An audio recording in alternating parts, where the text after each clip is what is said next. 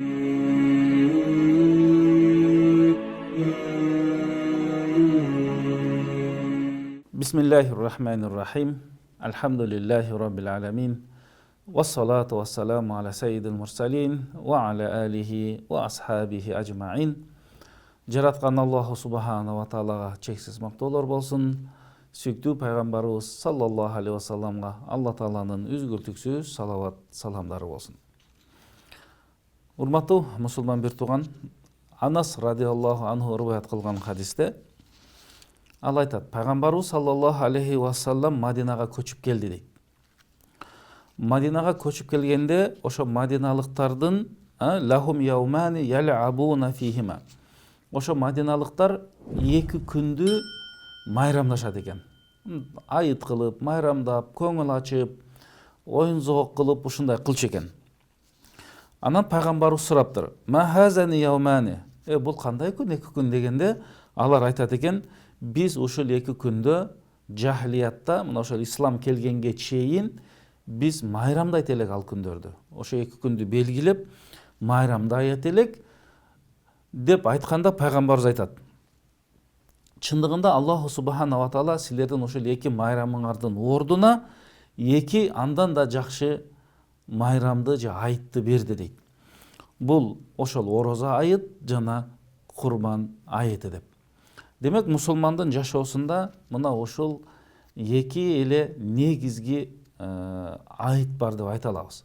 Бул мына бүгүнкү биздеги айыт болуп аткан мына 30 күн орозо кармап, ошол орозодо сабырдуулук, чыдамкайлык, ошол эле учурда кечиримдүүлүк, өзүбүздү көзөмөлдөп, бардык тараптан ошол ибадатыбыз бузулуп калбасын деп өтө этияттык менен, өтө аракет кылып, нафсыбызды кыйнап бүткөндөн кийинки Аллаху Субхана ва Тааланын силердин ушундай сабырдуулук кылганыңар үчүн бул силерге майрам күн болот деп бул ороза айытын берди да.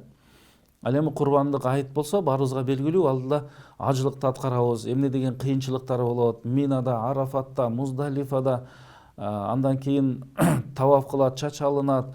Мына ушулардын баардыгы өтө бир машаккаттуу ажылыкта кыйынчылыктар болгондуктан, мына ошол кыйынчылыктын артынан мына силерге айыт болду деп, мына ошол эки айытты Аллаху Субхана ва Таала бизге берип атат. Мына ошондуктан пайгамбарыбыз саллаллаху алейхи вассаламдын Абу Бакырга айткан сөзүндө бар экен: "Инна ликулли каумин идан фахаза идуна". Абу Бакыр пайгамбарыбыздын жанына кирип калса, ошол жерде жанакы ансорлордон болгон кыздар бир-эки домбура чертип, анан оюнга түшүп ушундай ойноп атканда, Абу Бакыр айткан экен да: "Эмне силер пайгамбардын алдында мындай кылып атасыңар?" Дегенде пайгамбарыбыз: "Тим кой, бүгүн айыт" деп мына ушул сөзүн айткан экен да. Ар бир коомдун өзүнүн айыты, майрамы бар. Ал эми бул ороза айыт, бул биздин майрамыбыз. Тим кой, алар ойноп, жыргаша берсин деп пайгамбарыбыз айткан экен. Демек, биз мына ороза айытта пайгамбар саллаллаху алейхи вассаламдын негизи эле ороза ичинде айткан сөзү бар. Орозо кармаган үчүн эки кубанычтуу убакыт бар дейт да. Биринчиси бул ошол ооз ачкан учурда, шам намазына азан айтылганда биз дуа кылып, бата кылып, сүйүнүп, озуздашат экенбиз. Ал эми экинчиси бул кыяматта Аллаху Субханаху ва Тааланын жамалын көргөндө Аллага жолуккандагы кубаныч экен да. Демек, биздин шариятыбызда деле мына ушундай кубана турган, сүйүнө турган, жүрөктөрдү эс алдыра турган убакыттар бар экен да. Мына ошол бул айыттар деп эсептелинет экен. Аллах Субхана ва Таала Кур'ан Каримде айтат: "Кул бифадлиллахи ва бирахматихи фабизалика фалияфраху хуа хойрум мимма яжмаун" дейт. Демек, бул жерде Алла Таала эмне дейт? Бул пайгамбарыбызга айтып атат да, чындыгында мына Алла Тааланын фазилети менен, рахматы, мээрими менен ушундай бир жакшы күндөр келди, силер эми кубангыла дейт ушуга дейт да. Фалияфраху, кубана бергиле дегенде Ибн Ражаб ушуну тафсирлегенде айтып атат да. Бул жердеги кубаныч чындыгында кандай кубаныч дегенде инда лиқау раббихи, Алла Таалага жолуккандагы кубанычты да айтабыз. Себеби биз бул дүйнөдө орозо кармап, мисалы көптөгөн соопторду алганбыз, ошол сооптор кыяматка жыйналган. Мына ошол жерде бизге берилген соопту көрүп, аны менен дагы биз аябай кубанат экенбиз. Анткени ошол сооптор бизди бейишке алып барды. Бейишке баргандар Алланын жамалын көрөт.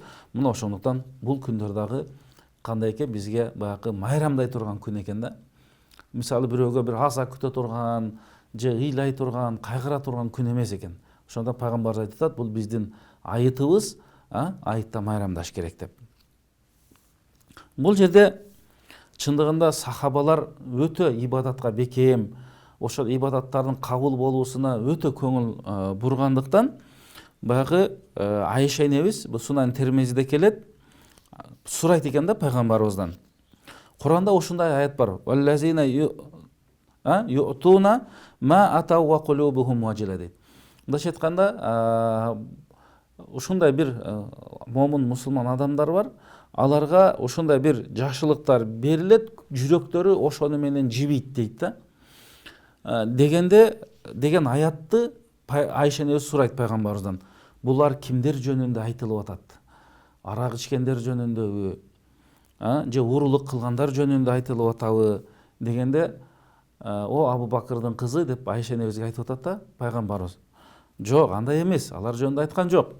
Бул жерде Алла Таала орозо кармагандар жөнүндө айтып атат. Намаз окугандар жөнүндө айтып атат.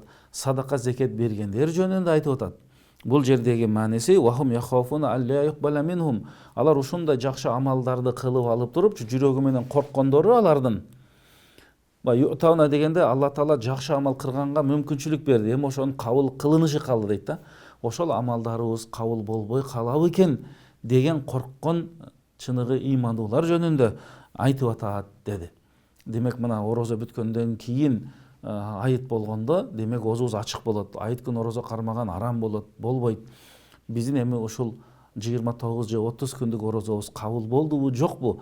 Биз мына ошол нерсеге ойлонушубуз керек. Ошондон ибадат кылганда ыхлас менен, чын ниет менен ошол кабыл болсун деген максатта биз дайыма тутканга аракет кылышыбыз керек. Мына ошондуктан биз бул орозо айынан чындыгында сабырдуулуктун, кечиримдүүлүктүн, негизи Алла Таала Куранда айткандай такыбалыктын айы дейбиз да. Биз мына ошол даражага жете алдыкпы? Алла Таала Куранда айтат: "Я айюхаллазина аману кутиба алейкумус сиям кама кутиба алаллазина мин кабликум лааллакум таттакун" дейт. О ыймандуулар, мурдагы коомдорго Алла Таала орозону парз кылган сыяктуу силерге дагы орозону Алла Таала парз кылды, силер такыба болууңар үчүн дейт. Демек, орозонун негизи бизге бере турган пайдасы бизди такыбалык даражасына алып чыгуу экен. Бизди арамдан сактантып, адал менен жашаганга мүмкүнчүлүк түзүүбүз экен. Биз мына ошондуктан такыбачылык даражага жеткенге аракет кылышыбыз керек. Анткени орозодо баарыбыз өзүбүздү көзөмөлдөп калбадыкпы? Сөзүбүздү, кыймыл аракетибизди, орозон бузулуп калбасын деп биз өтө аракет кылып, мына ошол такыбалык даражага жеткенге аракет кылдык. Мына ошондон пайгамбар саллаллаху алейхи вассалам өз сөзүндө айткан экен: такыбалык бул жерде болот. Такыбалык бул жерде болот деп пайгамбарыбыз 3 жолу такыбалык дегенде жүрөгүн көрсөткөн экен да. Жүрөгүн көрсөткөн экен. Адамдын ички дүйнөсү таза болсун, анын ой пикири таза болсун, анын ыймандын булагы болгон жүрөгү таза болсун. Мына ошондо такыбалык мына ошол жерден болот деп пайгамбарыбыз өз сөзүндө айтат. Демек, башка бир хадисте пайгамбар эмне дейт? Ала инна фил жасади мудгатун дейт. Адамдын денесинде бир муштумдай кичинекей эт бар дейт. Ошол эт иза солихат, ошол эт эгер оңолсо, адамдын баардык денесиндеги мүчө оңолот дейт. Ошол мүчө бузулса, адамдын денесиндеги баардык мүчөлөр бузулат дейт. Ал жүрөк деген экен да. Демек, ыймандын булагы дагы, такыбалыктын булагы дагы бул эмне болот экен?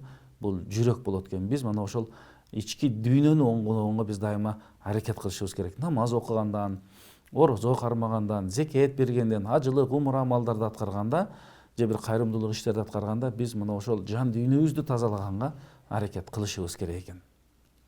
Мына ошондо гана биз мына ошол негизги шарияттагы максат кылынган негизге жете алат экенбиз да. Пайгамбарыбыз айтып атпайбы? Инна Аллаха ла янзуру иля суварикум ва ла иля абданикум, валакин янзуру иля кулубикум ва амаликум. Кыяматта Аллах субханаху ва таала силердин тышкы келбетиңерге карабайт. Силердин денеңерге карабайт. Алла Таала силердин жүрөгүңөргө жана амалыңарга карайт дейт. Мына ошол кандай амал кандай болду, жүрөк кандай болду. Мына ошондуктан биз айтат элек го, орозодо жүрөк дагы орозо кармаш керек. Жүрөктөн орозо кармаганы жүрөк ооруларынан сакташ керек. Текеберлик, ичи тарлык, көрө албастык, менсинүү деген жаман сыпаттардан тазалаган болсок, мына да орозону жакшы жүрөктү орозо карматкан болот экенбиз да. Мына ошондо негизги орозодон максатка жеткен болобуз. Демек биздин алымдарыбыз айтат. Мына биз чындыгында айыт күндөрдө турабыз. Айытты тосуунун дагы өзүнүн адептери бар экен. Мына ошол адептердин эң биринчиси бул Алла Таалага шүгүр айтуу экен. Себеби эмне үчүн шүгүр айтабыз дегенде, мына 30 күн орозону толуктоого Алла Таала бизге мүмкүнчүлүк берди. Биздин эсибизде да пайгамбарыбыз эмне деген? Ражаб, Шабан айлары бар. Андан кийин орозо келет. Пайгамбарыбыз бата кылган: Аллахым Ражаб, Шабан айларыбызга береке бергин, бизди орозого жеткиргин деп бата кылчу экен. Биз дагы мына бата кылып орозого жеттик. Жеткенде да орозону толуктадык. Мына ошол толуктаганга Алла Таала күч кубат берди, өзү канаат берди, өзү иман, ынсап берди. Мына ошолордун баарына биз Алла Таалага эмне кылышыбыз керек экен? Шүгүр кылышыбыз керек экен. Алла Таала Куранда айтат: "Ва ла ин шакартум ла азиданнакум". Эгер силер шүгүр кыла берсеңер, мен өзүм кутумду, берекемди силерге ашырып бере берем деген да. Мына ошондон пайгамбарыбыздын бул жерде Муаз радиаллаху анхуга айткан осуяты бар. О Муаз дейт: "Инни ухиббука", мен сени аябай жакшы көрөм. "Фала тадаанна ан тaqula дубра кулли салатин". Ар намаз окугандан кийин ушул батаны эч качан таштабагын дейт. "Аллахумма а'инни ала зикрика ва шукрика ва хусни ибадатик". О Аллахым, мага өзүңдү зикир кылганга, өзүңдү эстегенге, өзүңө шүкүр айтканга жана өзүңө кооз бир ибадат кылганга дайыма өзүң жардам бергин, күч кубат бергин деп мына ошол батаны эч качан таштабагын дейт пайгамбарыбыз. Демек биз дагы мына ошону таштабай дайыма намазда айтып жүрөбүз. Демек ибадатка мүмкүнчүлүк берген бизге Алла Таалага көптөгөн шүкүрлөрдү айтышыбыз керек экен. Андан кийинки мына айыттын адептеринен бул эң жакшысы кандай? Пайгамбар саллаллаху алейхи вассалам да дайыма ушуну аткарган экен да.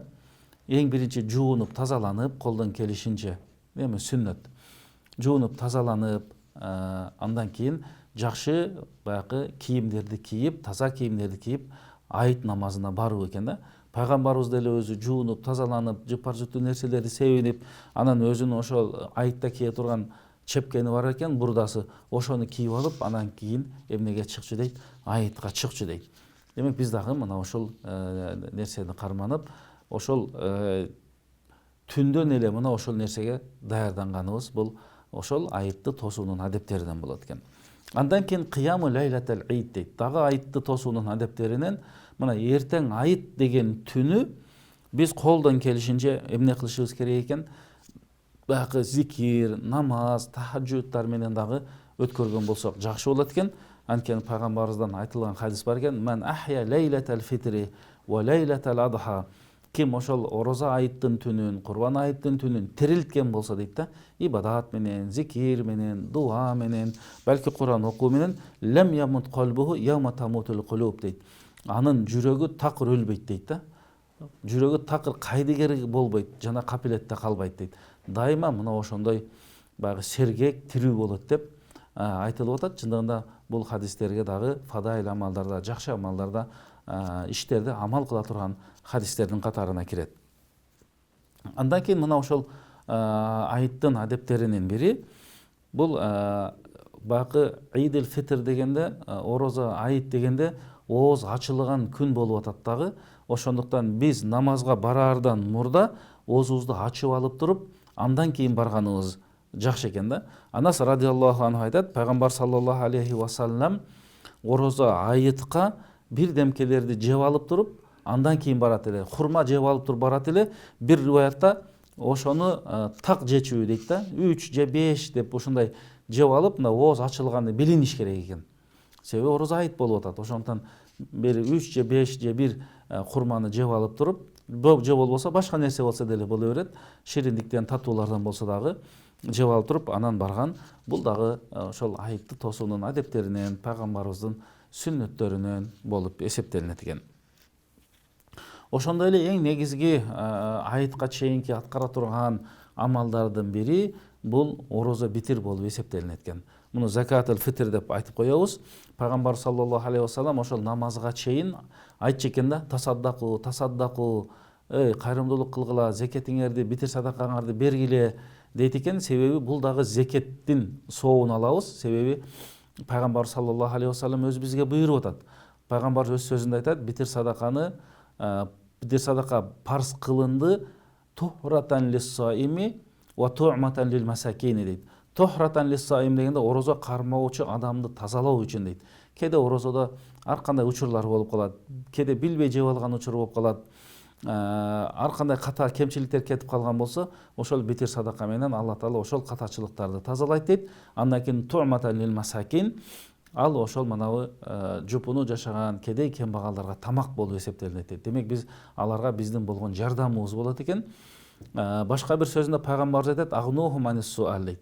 Ошол күнү эл майрамдап аткан учурда жанагы кайры сураган кедей кембагалдар кайры сурабастан аларга эрте эле бир битир садаканы берип койсок, алар да биз менен чогуу ошол күн майрамдайт дейт да.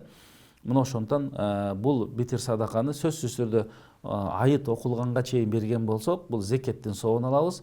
Эгер айыттан кийин калып кала турган болсо, анда кадимки эле садаканын сообу болуп калат дагы. Биз дагы мына ошол нерсеге колдон келишинче эмне көңүл бурганга аракет кылышыбыз керек. Бул жерде пайгамбарыбыздан дагы бир хадис бар. Абу Саид аль-Худри радиаллаху анху риваят кылат. Пайгамбарыбыз саллаллаху алейхи вассалам ошол айытка чыгарда буйурду дейт да: силер битир садакаңарды бергиле, садака кылгыла деп. Кээде жалпы садакада кылсак садакага деле айтыла берет. Анан пайгамбар айтып тур: айюханнас, о адамдар, тасаддаку, садака кылгыла, кайрымдуулук кылгыла, жакшы мына ушундай берекелүү күндө турабыз деп, мына ошол аялдардын жанынан өтүп кетип атып айткан экен: о аялдар, силер дагы садака бергиле, колуңардан келсе, мүмкүнчүлүк болушунча. Себеби мен көрдүм дейт, тозокто эң көп аялдар бар экен дейт. Ошондо аялдар сурайт экен: кантип эле о Алланын элчиси, тозокто аялдар көп болуп калат дегенде, пайгамбар айтат экен: туксирналлаан, силер көбүнчө наалат сөзүн көп айтасыңар, нааразычылык сөзүн көп айтасыңар. О такфурнал ашир, кээде жакшылыкты дагы көрбөй билбей коесуңар деген сөздөрдү көп айтасыңар. Мына ошондуктан силер көбүнчө эмне кылгыла, садака бергиле дейт да. Кийин мына ошол тарых китептеринде, пайгамбар хадистеринде ден кийин жазылган жерлер бар. Ошол пайгамбар айтканда көбүнчө аялдар эмне кылган дейт, садака кылып, ошондо кайрымдуулук иштерди көп кылчу деп дагы айтылат. Мына ошондуктан биз мына ошол битир садаканы сөзсүз түрдө чыгарганга аракет кылалы.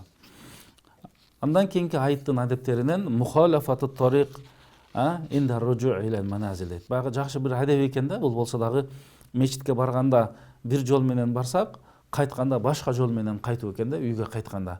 Бул болсо да пайгамбар саллаллаху алейхи вассалам ушундай кылчу экен. Жабир радиаллаху анху айтат: пайгамбарыбыз не дейт? Халафат тарик дейт да, жолун өзгөртчү дейт. Мечитке барганда бир жол менен барса, кайтканда башка жол менен кайтчу дейт. Бул болсо дагы ошону баягы андан кийинки сахабалар ушул күнгө чейин мына ушундай айтып келебиз. Анткени кандай бир данышмандыгы бар экен десе, алымдарыбыз айтат: чындыгында биз өткөндө дарактан, ар кандай нерселерден өтөбүз, кыяматта ошол нерселер деле бизге күбөлүккө өтөт экен да. Баланча айытка өткөн, ушул жерден баскан, ушул жерден өткөн деген дагы бир жакшы жишандар бар болгондугу үчүн мына ушундай айтылган деп алымдарыбыз мына ошол пайгамбарыбыздын кылган ишин, жумушун бизге эмне кылып атат, түшүндүрүп берип атат.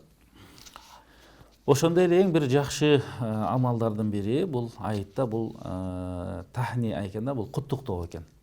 Баягы 30 күн орозо бүткөндөн кийин алмалыңыз кабыл болсун, Алла Таала кабыл кылсын, айтыңыз менен куттуктайбыз, мубарак болсун, куттуу болсун, маарек болсун деген ар кандай сөздөр менен куттуктоолорду айтсак болот экен. Бул дагы өтө жакшы экен да. Пайгамбар саллаллаху алейхи вассалам баягы айыт күнү адамдарга жолуп калган учурда такаббалаллаху минна ва минкум деп айтчу экен да. Биздин дагы силердин дагы амалыңарды Алла Таала кабыл кылсын, айтыңар менен деп мына ошондой бир жакшы сөздөрдү айтып, каалоолорду айтчу экен да. Чындыгында биздин негизги максатыбыз мына ушул ибадатты сабырдуулук менен, чыдамкайлык менен аткардык. Ошонун чындыгында кабыл болуусун баарыбыз каалайт экенбиз да. Мына ошондуктан башкаларга дагы ушундай каалоо, ушундай дуа, ушундай куттуктоо айтып койгон болсок, бул дагы жакшы деп билинет экен. Андан кийинки адептеринен алымдарыбыз айтат, чындыгында баягы бул майрам күн болуп атпайбы? Майрам күн болгондуктан үйгө коноктор келиши мүмкүн. Балки ошол үй бүлөсүнө дагы майрамдык маанай тартуулап, тамак аштан, балки жакшы суусундуктан, же кийим кече белектерден алып берген болса, бул дагы ошол айыттын өзүнүн бир кооздугун кооздойт экен. Бул болсо дагы жакшы амалдардын катарына кирет. Чындыгында эми көп эле ысырап эмес, көп эле сараңдык эмес, биз ортодагы ушундай бир үй бүлөгө курсанчылыкты киргизүү дагы бул айыттын адептеринен деп билинет экен. Эми чындыгында бизге бул маалым динибизде бул берешендик деген бар, жоомарттык деген бар. Анын дагы ал жөнүндө дагы пайгамбар саллаллаху алейхи вассаламдын жакшы бир айткан сөздөрү бар. Пайгамбарыбыз бул жерде эмне дейт? Айтат: ас-сахию дейт. Qaribun minallah, qaribun minal janna, qaribun minan nas дейт. Wa ba'idun minan nar. Караңыз, берешен дейт, же берешендик. Мисалы бир адам берешен болсо, жоомат болсо дейт, ал Аллага жакын болот дейт. Берешен. Ал бейишке жакын болот. Ал адамдарга жакын болот, тозоктон алыс болот дейт. Биз берешендик менен бейишке кире алат экенбиз. Берешендик менен Алланын ыраазычылыгына жете алат экенбиз. Берешендик менен мусулман бир туугандарыбыздын көңүлүн ала алат экенбиз да. Ошол эле учурда биз тозоктон дагы сактанат экенбиз. Ал эми сараң болсо дейт пайгамбарыбыз, ал-бахилу баидун миналлах, ал Алладан алыс. Баидун минал жанна, ал бейиштен алыс. Баидун минан нас, адамдардан алыс. Бирок карибун илан нар, ал тозокко жакын болот дейт. Мына ошондон вала жахилун сахиюн, балки надан, илими жок, жөнөкөй адам ал берешен болсо, Алла Таала аны жакшы көрөт, өтө ибадат кылып сараң болгондон дейт да. Мына ошондуктан бул берешендик чындыгында момун мусулманды кооздогон жакшы бир сапаттардын бири болуп эсептелинет экен да. Пайгамбарыбыз өтө берешен дейт, бирок Рамазанда андан да берешен болгон дейт да. Катуу соккон шамалдан да берешен эле деп пайгамбарыбыздын сыпатында айткан хадистер бар. Абу Хурайра радиаллаху анху айткан хадисте пайгамбарыбыз айтат: "Динарун анфактаху фи сабилилла". Алланын жолунда бир акча сарптасаң дейт. "Ва динарун анфактаху фи ракаба". Ошол убакта эми кулдук заман болгон, бир акчаңды жумшап, бир кулду сатып алып, эркиндикке азатка чыгарган болсоң дейт. "Ва динарун тасаддакта алал мискин", же бир кедей кембагалдарга садака кылган болсоң, же үй бүлөңө бир акча сарптаган болсоң дейт. Ошолордун азыгына, тамагына, кийим кечесине, мисалы ошолго сыяктуу баягы акча иштеткен болсоң дейт. Чындыгында ушулардын баары сооптуу иштер да. Бирок пайгамбар айтат: "Азамуха ажрон". Ушул иштердин ичинен, сооптуу иштеринен эң сооптуусу бул үй бүлөсүнө сарптаган акчасы дейт да. Ал садака да эсептелине берет экен, эң сооптуу да болуп эсептелинет экен. Мына ошондуктан айытта үй бүлөбүзгө жакшы бир айыттык маанайды тартуулоо дагы бул өтө бир шариаттын негизги максаттарынан, айытты тосуунун адептеринен болуп эсептелинет экен.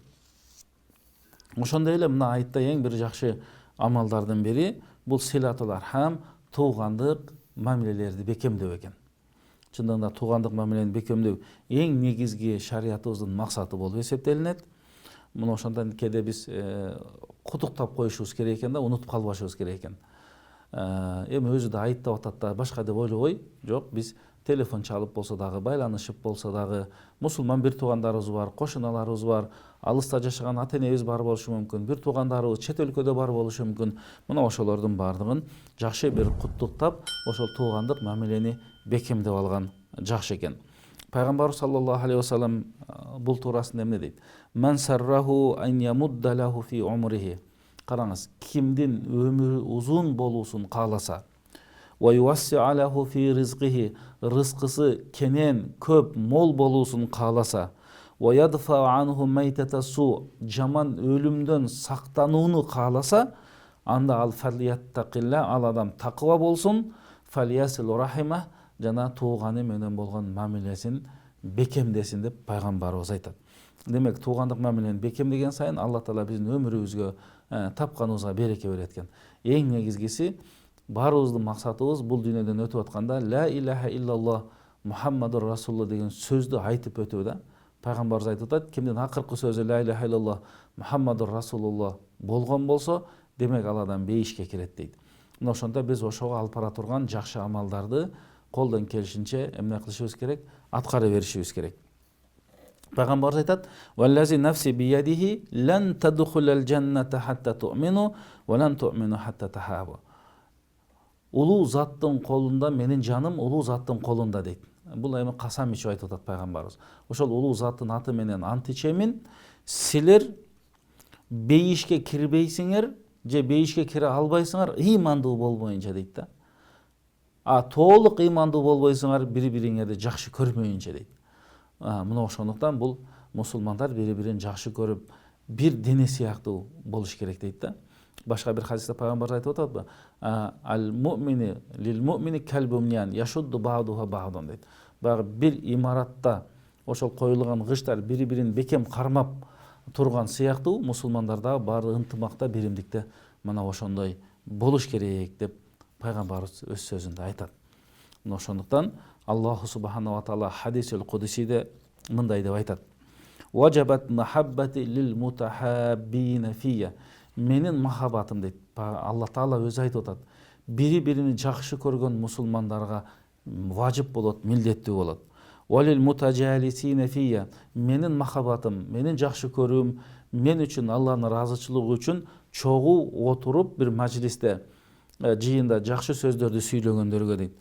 Ошондой эле менин махаббатым милдеттүү болот лил мутазавирина фия. Алланын ыраазычылыгы үчүн бири-бирин эмне кылгандарга, зиярат кылгандарга дейт да. Зиярат кылгандарга. Ва фил мутабазилина фия. Ошол убакыттарын бири-бирине жумшагандарга дейт да. Бирөөдү зиярат кылам десең деле убакыт керек. Ошого барышың керек. Мутабазил деген кеде инфакка айтылат. Алланын ыраазычылыгы үчүн бири-бирине белек берип жардам бергенге деле айтылат. Демек мына ушул нерселердин баардыгы бизде айытта жакшы бир мүмкүнчүлүк түзөт да. Адам болгондон кийин кеде ар кандай мамилелер болуп калат, кеде араздашып калган, талашып калган, капалашып калган учурлар болуп калат. Мына ошондон мынабы пайгамбарыбыз эмне дейт? Ла яхжуру муслиму ахаху фаука салас дейт. Бир мусулман менен мусулман араздашып, талашып калган болсо, 3 күндөн ашык тарынганга, капа болгонго болбойт дейт. 3 күндөн ашып кеткен болсо, кийин экөө жолугуп калса, кимиси биринчи салам берсе, Алланын алдында ошолсу эң даражасы бийиги дейт да. Мына ошондон баягы мейли эми капа болобуз, башка болобуз, бирок ушул шариятыбыздагыдай 3 күндөн ашык капа болбогонго аракет кылышыбыз керек. Бизде сабырдуулук деген бар, кечиримдүүлүк деген бар, кичипейилдик деген бар. Мейли эми катадан кылды, билбей аткарып алды, же билбей айтып алды деп биз эмне кылышыбыз керек экен? Кечиришип алышыбыз керек экен. Ал эми орозодогу айыттар бизге эң бир жакшы мүмкүнчүлүк. Ошондон пайгамбарыбыз айтып атат бизге: "Силер бул дүйнөдө бирөөдүн акысына кирип кеткен болсоңор, бул дүйнөдө акыңарды адалдап алгыла, анткени эртең кыяматка барганда кеч болуп калат. Кыяматка барганда акча күмүш иштебей калат. Бирөөдө карыз болсоң бүгүн берип кал, эртең кыяматта акча менен бере албайсың. Ага сен өзүңдүн бул дүйнөдө аткарган амалың менен, сооп ишиң менен гана төлөйсүң. Ошондон бул дүйнөдө эмне болуп калгыла" дейт. "Силер кечиришип, акыңарды адалдап алгыла" деген пайгамбарыбыздын дагы жакшы бизге насааты бар. Демек биз бул насааттарды аткарган болсок, биздин жашообуз жеңилдейт. Болбосо адамдын жүрөгүндө, мээсинде бир нерсе тура берет да, бирөөгө капа болуп, ал адамды жан дүйнөсүн кыйнай берет. Ар кандай бир стресске алып барып калышы мүмкүн, психологиялык бир нерселерге алып барышы мүмкүн. Мына ушулардын баардыгын жоюш үчүн пайгамбарыбыз эң биринчи ошол ыймандуулук менен, такыбалык менен, кечиримдүүлүк, сабырдуулук менен кечиришип алып, анан жашооду жүргүзө берген болсок, бул адамдын өзүнө өтө жеңил болот, ал сооптуу болот, анын үстүнө ал бейишке алып бара турган амалдардын катарына кирет. Андан кийин мына биз баягы орозодо колдон келишинче көптөгөн ибадаттарды аткардык да. Таравих намаздарды окудук түн ичинде, Куран хатым кылдык, зикир дуаларды аткардык, орозобуз бузулбасын деп аны аябай көзөмөлдөдүк. Эми колдон келишинче кайрымдуулук иштер болду. Демек биз көптөгөн ибадаттарды аткардык дагы.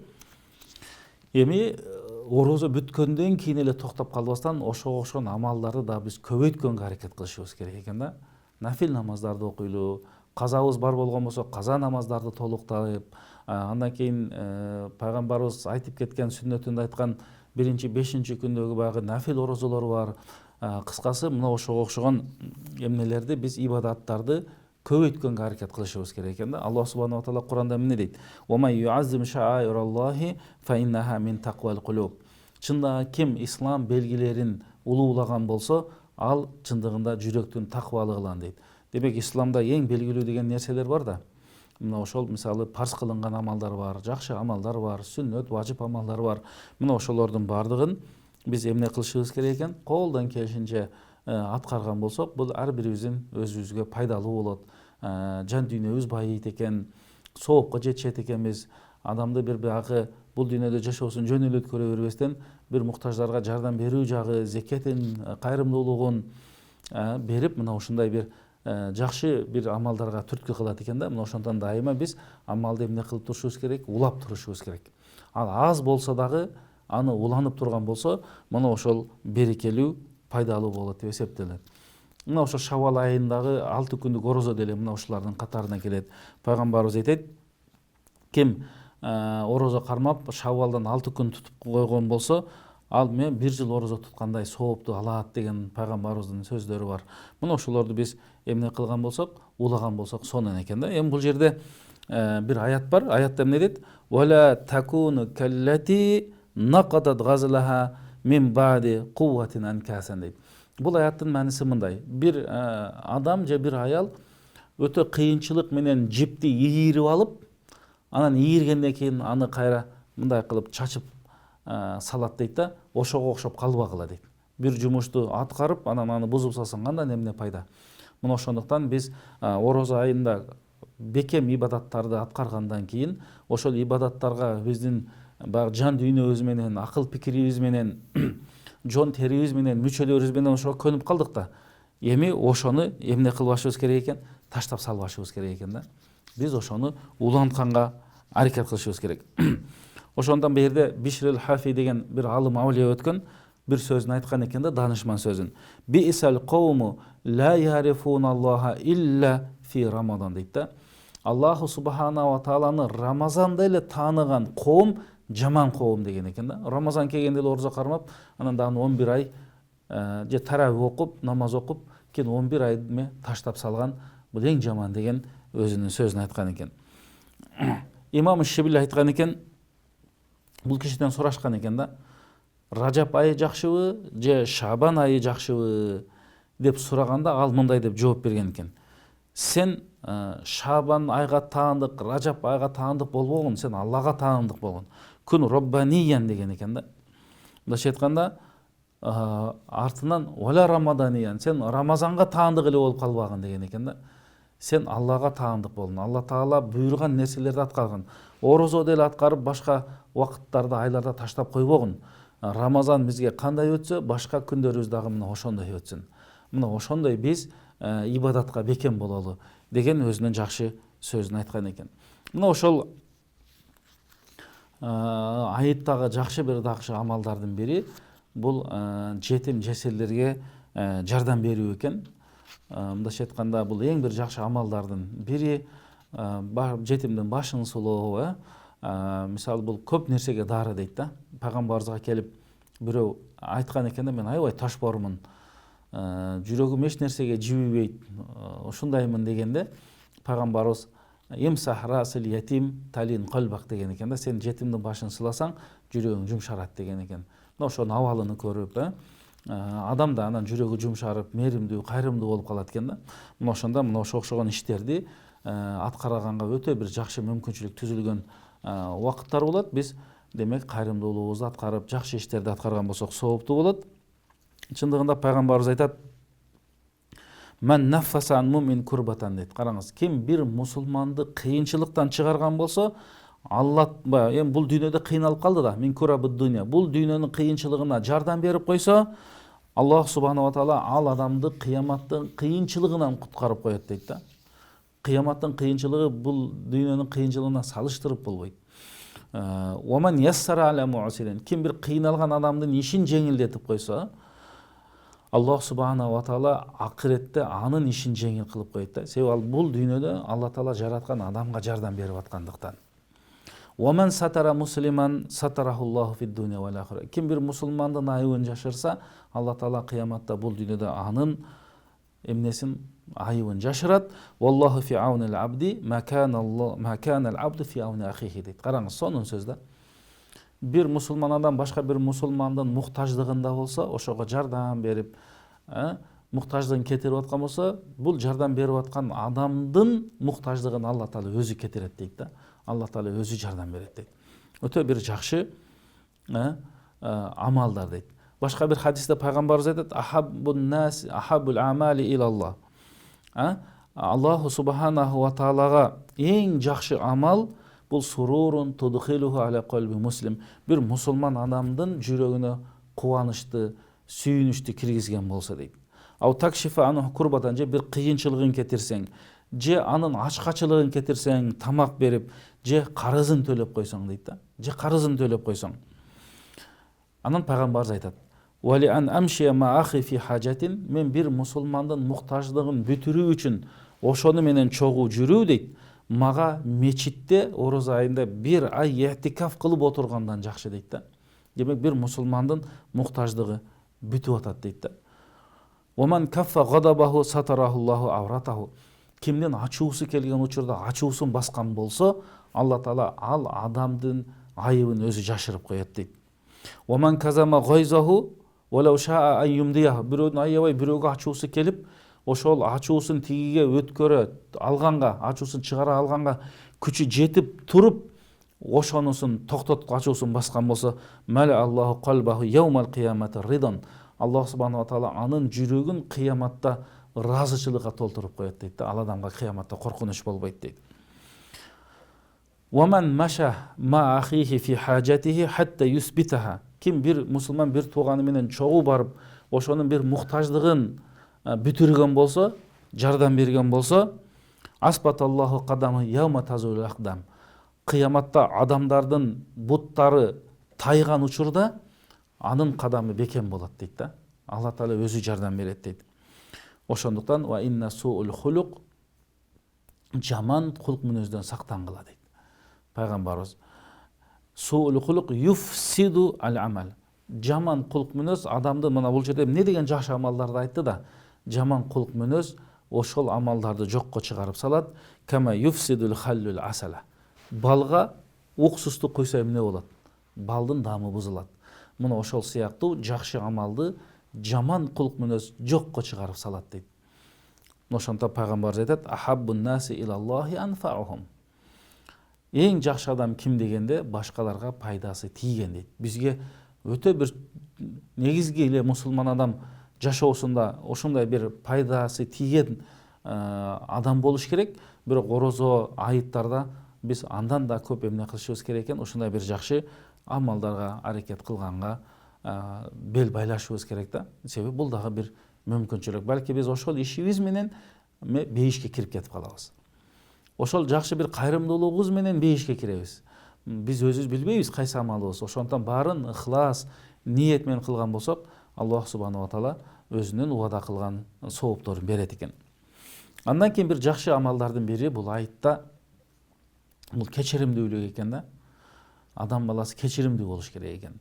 Алла таала Куранда дейт, эмне деп айтат? Ва ин тауфу ва тасфаху фа инналлаха гафурур рахим. Силер кечиримдүү болгула дейт да. Эгер силер кечиримдүү болсоңор, кечирген болсоңор, чындыгында Алла таала деле рахимдүү, кечиримдүү зат дейт. Вали яфу вали асфаху. Силер кечиримдүү болгула, башкаларды кечиргиле. Ала тухиббуна ай ягфираллаху лакум. Эмне Алла таала силердин күнөөңөрдү кечирүүсүн каалабайсыңарбы дейт. Аллаху гафурур рахим. Алла таала кечиримдүү, рахимдүү зат дейт. Мындайча айтканда, биз кечиримдүү болсок, Алла таала бизди кечирет экен. Башка бир аятта Алла таала айтат: "Фаман афа ва аслаха фажруха алаллах". Ким бирөөдү кечирген болсо, анын сообун Алла Таала өзү берет дейт. Мисалы орозого да Алла Таала мен үчүн кармагандыктан анын сообун мен өзүм берем деп атпайбы?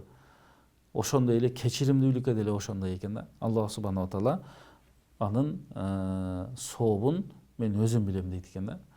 Өзүм беремин дейт экен. Демек, бул дагы өтө Алланын алдындагы эң жакшы амалдардын катарына кирет.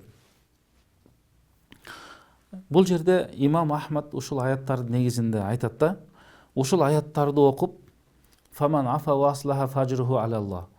Ким кечиримдүү болсо, кечирсе, анын сообун Алла Таала берет деген аятты окуп, мен ушуларды окудум дейт да. Кыямат күнүндө ушундай бир добуш чыгат экен. Чакырылат экен да, бир үн чакырат экен. Ла якумул яума илля ман кана ажруху алаллах. Бардыгы адам атадан баштап кыяматка чейинкилер эсеп китеп болот да. Күн найза боюндай алып келинет. Адамдар амалдарына жараша турат ошол жерде. Ошондо кимге Алла Таала сообун өзүм берем дегендер тургула дейт экен. Ошол учурда башкаларды кечирген адамдар турат экен. Вама алар ражул ан юазибаллаху бисабаби ахадин деп. Демек, ушул себептен Аллах субханала таала аларды бейишине киргизе берет дейт да. Себеби Алла Таала өзү эмне деди? Мен алардын сообун мен өзүм берем деди. Ал эми орозо кармагандарга ар-райян деген эшик бар дейт. Андан бир гана орозо кармагандар кирет деп айтылат. Мына ошондон биз Аллах субханала тааланын ыраазычылыгына эле жетүүнү каалаган болсок, Алла Тааланын түбөлүктүү даярдап койгон бейишине кирүүнү каалаган болсок, биз бул дүйнөдө кечиримдүү болушубуз керек экен. Баягы кайсыл жерде уруш, талаш боло берсе, ал жерде ынтымак, ыргыз жок болот. Кайсыл жерде ынтымак, береке болсо, ал жерде эмне болот? Береке да болот, кут да болот. Бардык жактан эмне жашоо жакшы болот. Мына ошондон биз мына ушул сыпат менен өзүбүздү кооздогонго аракет кылышыбыз керек. Абу Хурайра радиаллаху анху айткан хадисте пайгамбарыбыз айтат: "Ла тахасаду" дейт. Силер бири-бириңерге ичи тарлык кылбагыла. "Вала танажашу" бири-бириңерди алдабагыла. "Вала табагаду" бири-бириңерди жек көрбөгүлө дейт. Бул мусулмандарга айтылып аткан пайгамбарыбыздын насааты. "Вала тадабару" дейт. Бириңер экинчиңерге артыңарды салбагыла дейт. Мисалы, балки учурашайын, салам берейин деп келгенде бурулуп басып кетпегин деген сөз да. Ошондой кылбагыла.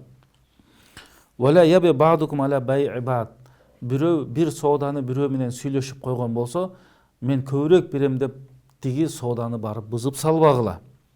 "Ва куну ибадаллахи ихвана" силер Алла Таала жолунда бир тууган болгула. "Ал муслиму ахул муслим" мусулман мусулмандын бир тууганы. "Ла язлимуху" мусулман мусулманга зулумдук кылбайт. "Вала яхзулуху" бири-бирин уят кылбайт. "Вала юхаккируху" бири-бирин кемсинтпейт. Анан ушул жерде пайгамбарыбыз айтат: "Ат-тақва хахуна" дейт. Таквалык бул могул жерде, жүрөктө дейт. Ушинтип пайгамбарыбыз бул жерде дейт: "Ашара ила содрихи саласа марат" 3 жолу айтты дейт да, таквалык бул жерде, таквалык могул жерде, таквалык могул жерде деп жүрөгүн айтты дейт. Эми бихасби имриин минаш-шарри ан яхкира ахахул муслим. Бир мусулман адам күнөө кылды деп эсептесек болот, күнөө кылган жетиштүү болот, бир мусулманды кемсинткен болсо дейт да. Демек бул чоң күнөө деп эсептелинет экен. Күллүл муслим алал муслим харамун дамуху ва малуху ва ирдуху. Мусулмандын мусулманга каны, намысы, малы арам деп эсептелинет дейт. Демек, бирөөдүгө жала жапкан да болбойт экен, ушактаган да, гыйбаттаган да болбойт экен да. Анын акысына да кирбеш керек экен. Мына ошондуктан урматтуу мусулман бир туугандар, айыт бизге жакшы бир мүмкүнчүлүк. Маанай ачканга, эс алганга, денелерди, акыл пикирди эс алдырганга, үй бүлөгө жакшылык кылганга, жакшы бир маанайда өткөргөнгө, зиярат кылганга бизге аябай жакшы бир мүмкүнчүлүк экен. Ошону жакшы ниет менен өткөргөн болсок, ага да Алла Таала бизге сооп берет. Мына ушул нерсени чындыгында сахабалар, табииндер аябай жакшы түшүнгөн экен да. Бир сахаба Али радиаллаху анхунун алдына кирип калыптыр. Кирип калганда Али радиаллаху анху катуу нанды жеп аткан экен. Катуу нанды. Анан айтыптыр, ошол убакта Али радиаллаху анху мусулмандардын падышасы болгон экен. О мусулмандардын падышасы, бүгүн айыт болсо, сонун күн болсо, сиз катуу нан жеп отурасызбы деп айтканда Али жооп берген экен. Бүгүн айыт кимдер үчүн? Бүгүн айыт кечеги орозосу кабыл болгондор үчүн, түнкү намаздары, таравихтери кабыл болгондор үчүн, кимдин күнөөсү кечирилген болсо ошолор үчүн, ким Алла Таалага шүгүр айткан болсо ошолор үчүн чындыгында бүгүн айыт. Эртең да айыт. Бизге күнүнө айыт болот. Эгер биз Алла Таалага күнөө эле кылган эмес болсок, ошол күнүбүз биз үчүн айыт болот деп айткан экен да. Караңыз, ва кулли яумин ла на'силлаха фихи фахуа лана ид. Демек, Алла Таалага күнөө кылбаган эле күн биз үчүн айыт деп өзүнүн ушундай бир жакшы даанышман сөзүн айтып кеткен экен. Бул чындыгында, урматтуу мусулман бир тууган, биз үчүн дагы жакшы бир насаат. Ошондуктан Алла Таала Кур'анда эмне деп айтат? Васари'у иля магфиратин мин раббикум ва жаннатин ардуха самават вал ард уиддат лил муттакин дейт. Бул эми ошол чыныгы ыймандууларга айтылып атат. Силер Аллаху субхана ва тааланын силердин күнөөңөрдү кечирүүсүнө шашылгыла дейт. Биз мына ошол максатта жашап атабыз. Намаз окуйбуз, Алла Таала күнөөбүздү кечирсин деп. Орозо кармайбыз, күнөөбүз кечирилүү үчүн. Зекет беребиз, ажылык амалдар, умра амалдарды аткарабыз. Мына ошолордун баардыгын аткарганда негизги эле максат биз Алла Тааланын парзын аткаруу, сооп алуу, анан күнөөлөрүбүздү кечирүүсүн Алла Тааладан суранат экенбиз да. Мына ошол нерсеге силер эмне кылгыла дейт? Шашылгыла. Демек, амалга шашылышыбыз керек. Ошондо Аллах субхана ва таала биздин күнөөбүздү кечирет. Андан кийин аятта эмне дейт? Ардуха самават вал ард. Андан кийин мына жакшы амалдарды аткарып, силердин күнөөңөр кечирилгенден кийин кенендиги мына асман менен жерден дагы кенен болгон Алла Тааланын бейишине шашылгыла дейт. Бирок ал бейиш уиддат лил муттакин, алар таквалар үчүн даярдалган дейт. Демек, таква болушубуз керек экен да бейишке кирүү үчүн. Ошол орозо бизди таквалык алып барыш керек экен. Намаз таквалык алып барыш керек. Зекет дагы таквалык алып барыш керек. Ажылык, умра таквалык алып барыш керек. Кайрымдуулук, жакшы иштерибиз бизди таквалык алып барыш керек. Ошондо гана биз Аллах субхана ва таала парз кылып берген амалдардан негизги максатына жеткен болуп эсептелинет экенбиз. Эми bundan кийин Алла Таала жакшы амал кылгандарды айтып атат да, аллазина юнфикуна фиссарраи ва дарра. Ошондой чыныгы момун мусулмандар кубанган учурда дагы, кыйынчылык учурда дагы акчаларын сарптагандар. Балки зекетин, садакасын, кайрымдуулугун сарптагандар. Вал казиминал гайза, аябай ачуусу келген учурда ачууларын баскан адамдар. Вал афина анин нас, жана башкаларды кечиргендер. Wallahu yuhibbul muhsinin. Ошол жакшы иштердин катарына киреткен дагы ошол ишти аткаргандарды Алла Таала жакшы көрөт деп айтат. Демек, чындыгында мусулман адам мына ошол иштерди дайыма аткарып эле жүрөт. Аткарганда ошону ихлас менен, жакшы ниет менен аткарганга биз эмне кылышыбыз керек экен? Дайыма аракет кылышыбыз керек экен. Ошондуктан, урматтуу мусулман бир туугандар, биз башында айткандай, мусулмандарда эң негизги эки айыты бар. Бул ошол орозо айыт жана Курман айыт. Мына ошондуктан бул айыттарды дагы биз жакшы бир өткөргөнгө аракет кылалы. Жакшы бир ихлас менен, жакшы ниет менен мына ошол биздин жашообузда эмне болот? Аябай бир жакшы өзгөрүү болуп атат да. Себеби 30 күндүк орозодо эмне деген өзгөрүүлөр болду? Канча адам орозо кармабагандар орозо кармап калды, таравих окубагандар окуп калды, мечитке таакыр келбегендер кайра келип калды, динди түшүнбөгөндөр түшүнүп калды. Меримдүүлүк, сабырдуулук эмне экен, же болбосо муктаждардын муктаждыгын түшүнүп калды. Мына ошол көптөгөн баягы таасир бере турган нерселер бар да. Мына ошондуктан ошолор менен таасирленип, биз жакшы ибадаттарды өткөрүп алып, мына айыттаган болсок, бул дагы чындыгында ошол негизги шарияттагы максат кылынган, негизге жеткен болуп эсептелинет экен. Жараткан Аллах субхана ва таала баардык мына ошол биздин мусулмандарды аламдагы, анын ичинде Кыргызстанда орозо кармаган бардык биздин мусулман бир туугандарыбыздын орозодо кармаган орозолорун, окуган таравих намаздарын, Куран хатымдарын, өздөрүнө мамлекетибизге болгон дуа тилектерин, Алла Тааланы көп эстеп зикир кылгандарын Алла Таала кабыл кылган болсун. Дайыма ушундай жакшы амалдарды аткарганга Алла Таала дайыма өзү күч кубат берип ибадатка бекем кылган болсун. Урматтуу мусулман бир туугандар, орозоңуздар кабыл болсун, айтыңыздар маарек болсун. Ассаламу алейкум ва рахматуллахи ва баракатух.